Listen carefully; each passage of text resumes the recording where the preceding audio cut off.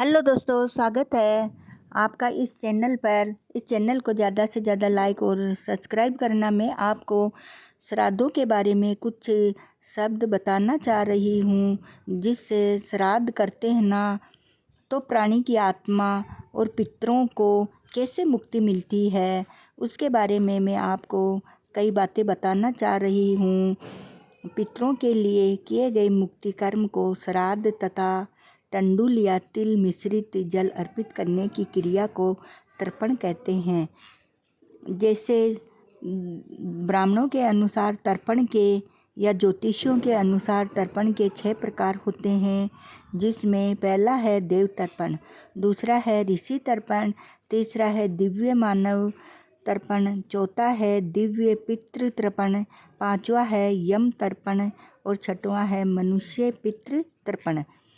इस विधि से मिलती है पितरों की आत्मा को शांति।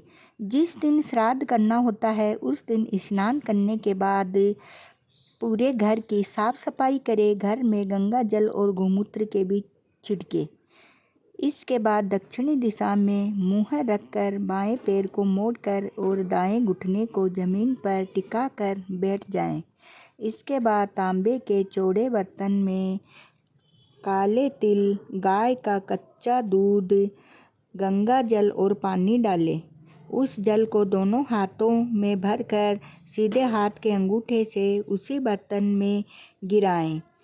इसी तरह 11 बार करते हुए पितरों का ध्यान करें। और दूसरी विधि है पितृपक्ष में श्राद्ध करने की विधि। अगर श्राद्ध करना हो तो घर के आंगन में रंगोली बनाएं। महिलाएं शुद्ध होकर पितरों के लिए भोजन बनाएं। ध्यान रखें कि भोजन बनाते समय किसी भी प्रकार की गलती ना करें। आप पितरों श्राद्ध के दिन ब्राह्मणों को न्योता देकर बुलाएं, ब्राह्मणों को भोजन कराएं और निमंत्रण ब्राह्मण के पैर धोकर कुछ चीज़ों का दान अवश्य करें। ऐसा करते समय पत्नी आपके दाहिनी तरफ होना चाहिए। आपको विशेष बात का ध्यान रखना चाहिए कि ब्राह्मण या किसी गरीब को भोजन परोसते समय प्रसन्न होकर ही भोजन परोसें। भोजन के उपरांत यथाशक्ति दक्षिणा और अन्य सामग्री भी दान करें। पितरों के निमित्त अग्नि में गाय के दूध से बनी खीर अर्पण करें। ब्राह्मण भोजन से पहले पंचबली यानी गाय, कुत्ते, कौवे, देवता और चींटी के लिए भोजन सामग्री पत्ते पर निकाल लें। मान्यता है कि पितर इन्हीं 5 रूपों में धरती पर आते हैं और अपने संतान को आशीर्वाद भी देते हैं। दक्षिणी दिशा में मुँह रखकर कुश, जौ, तिल, चावल और जल लेकर संकल्प करें और 1 या 3 ब्राह्मण को भोजन कराएं।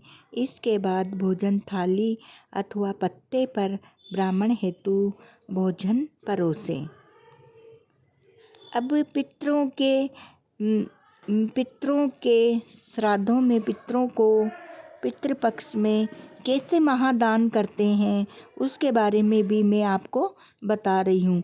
गौ, भूमि, तिल, स्वर्ण, घी, वस्त्र, अनाज, गुड़, चांदी तथा नमक का दान भी करें। शास्त्र में इसे महादान कहा गया है। इसके बाद निमंत्रण ब्राह्मण की 4 बार प्रदक्षिणा कर आशीर्वाद ले। ब्राह्मण को चाहिए कि यदि आप जिस दिन श्राद्ध कर रहे हो और कोई भिखारी आपके घर पे आ जाता है तो उसे आदरपूर्वक भोजन कराना चाहिए। जो व्यक्ति ऐसे समय में घर आ जाए तो उसे भगा देता है, उसका श्राद्ध कर्म पूर्ण नहीं माना जाता है और उसका फल भी नष्ट हो जाता है। अब मैं आपको बता रही हूँ, शाम के समय नहीं करना चाहिए श्राद्ध। शुक्ल पक्ष में रात्रि में और ऐसे दिन जब 2 तिथियां का योग एक ही दिन हो रहा हो तथा अपने घर में या अपना खुद का जन्मदिन हो तो श्राद्ध नहीं करना चाहिए।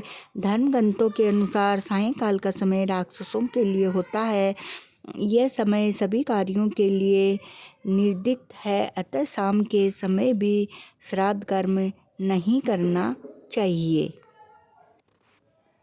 पितृपक्ष में श्राद्ध में कुत्ते और कौवे के निर्मित निकाला भोजन कुत्ते और कौवे को ही कराएं, किंतु देवता और चींटी का भोजन गाय को खिला सकते हैं। इसके बाद ही ब्राह्मणों को भोजन कराएं।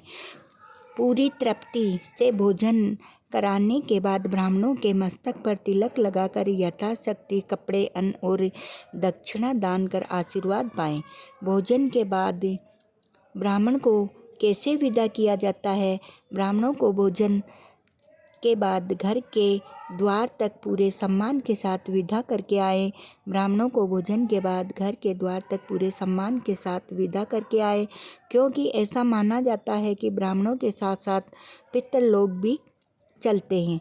ब्राह्मणों के भोजन के बाद ही अपने परिजनों, दोस्तों और रिश्तेदारों को भोजन कराएं।